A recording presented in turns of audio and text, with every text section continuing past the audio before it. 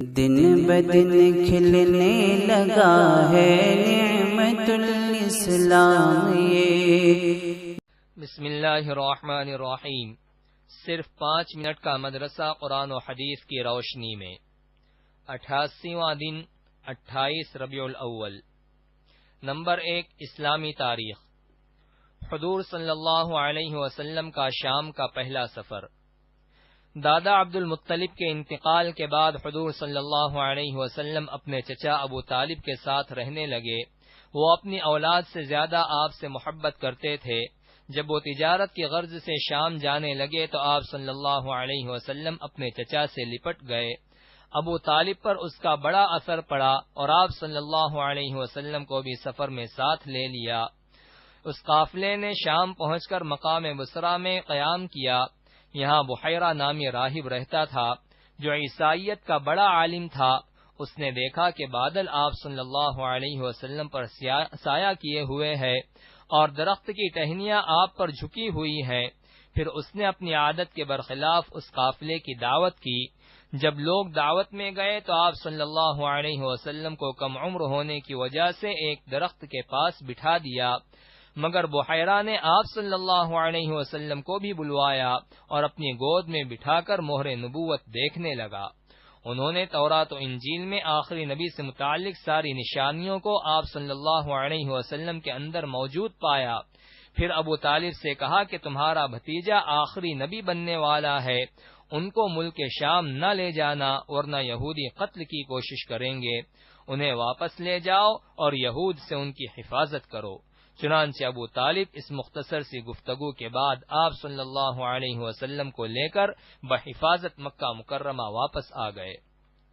Number 2، حضور صلی اللہ علیہ وسلم کا معجزہ، داد کا اچھا ہونا۔ ابیض بن حمال بیان کرتے ہیں کہ میرے چہرے پر داد تھا جس نے چہرے کو سفید کر دیا تھا۔ میں آپ صلی اللہ علیہ وسلم کی خدمت میں آیا اور اس کی شکایت کی تو آپ صلی اللہ علیہ وسلم نے دعا فرمائی اور چہرے پر اپنا مبارک ہاتھ پھیرا۔ ابھی رات بھی نہ ہونے پائی تھی کہ داد ختم ہو گیا۔ نمبر 3، ایک فرض کے بارے میں، غسل کے لیے تیمم کرنا۔ قرآن میں اللہ تعالیٰ فرماتا ہے اگر تم بیمار ہو جاؤ یا سفر میں ہو یا تم میں سے کوئی شخص اپنی طبعی ضرورت یعنی پیشاب پاخانہ کر کے آیا ہو یا اپنی بیوی سے ملا ہو اور تم پانی کے استعمال کی طاقت نہ رکھتے ہو تو ایسی حالت میں تم پاک مٹی کا ارادہ کرو یعنی تیمم کر لو۔ خلاصہ، اگر کسی پر غسل کرنا فرض ہو جائے اور پانی استعمال کرنے کی طاقت نہ ہو تو ایسی صورت میں غسل کے لیے تیمم کر کے نماز پڑھنا فرض ہے، اور غسل کے لیے تیمم کا طریقہ وہی ہے جو وضو کے لیے تیمم کا طریقہ ہے۔ نمبر 4، ایک سنت کے بارے میں، بڑھاپے میں رزق میں برکت کی دعا۔ بڑھاپے میں رزق میں برکت کے لیے یہ دعا پڑھیں، اللہم اجعل اوسع رزقک علی عند کبر سنی وانقطاع عمری۔ ترجمہ، اے اللہ میری بڑی عمر میں اپنا رزق مجھ پر زیادہ کر دے۔ نمبر 5، ایک اہم عمل کی فضیلت، موت کو کثرت سے یاد کرنا۔ رسول اللہ صلی اللہ علیہ وسلم نے فرمایا دلوں میں بھی زنگ لگ جاتا ہے جیسے کہ لوہے میں جب پانی لگ جاتا ہے۔ تو پوچھا گیا دلوں کا زنگ کیسے دور ہوگا؟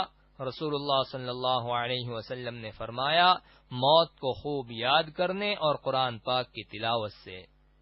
نمبر 6، ایک گناہ کے بارے میں، پاک دامن عورتوں پر تہمت لگانا۔ قرآن میں اللہ تعالیٰ فرماتا ہے جو لوگ پاک دامن عورتوں پر زنا کی تہمت لگاتے ہیں پھر اپنے دعوے پر 4 گواہ نہ لا سکیں تو ایسے لوگوں کو 80 کوڑے لگاؤ اور آئندہ کبھی ان کی گواہی قبول نہ کرو، اور یہ لوگ سخت گنہگار ہیں۔ مگر جو لوگ اس تہمت کے بعد توبہ کر لیں اور اپنی اصلاح کر لیں تو بے شک اللہ تعالی بڑا بخشنے والا مہربان ہے۔ نمبر 7، دنیا کے بارے میں، دنیا والوں کا حال۔ قرآن میں اللہ تعالیٰ فرماتا ہے اللہ تعالیٰ جب انسان کو آزماتا ہے تو اس کی روزی اس پر تنگ کر دیتا ہے، پھر وہ شکایت کرتا پھرتا ہے کہ میرے رب نے میری قدر گھٹا دی، حالانکہ ہرگز ایسا نہیں، بلکہ تم یتیموں کی عزت نہیں کرتے اور مسکینوں کو آپس میں کھانا کھلانے کی ترغیب نہیں دیتے، جس کی وجہ سے ایسا ہوا۔ نمبر 8، آخرت کے بارے میں۔ قیامت کے دن لوگوں کی حالت۔ رسول اللہ صلی اللہ علیہ وسلم نے فرمایا، قیامت کے دن لوگ اعمال کے بقدر پسینے میں ہوں گے، کوئی تو پسینے میں ٹخنوں تک ڈوبا ہوا ہوگا اور کسی کے گھٹنوں تک پسینہ ہوگا اور کسی کا یہ حال ہوگا کہ پاؤں سے لے کر منہ تک پسینے میں ہوگا، اس کا پسینہ لگام کی طرح منہ میں گھسا ہوا ہوگا۔ نمبر 9، طب نبوی سے علاج۔ دل کی کمزوری کا علاج۔ رسول اللہ صلی اللہ علیہ وسلم نے فرمایا، تم لوگ سنترے کا استعمال کیا کرو کیونکہ یہ دل کو مضبوط بناتا ہے۔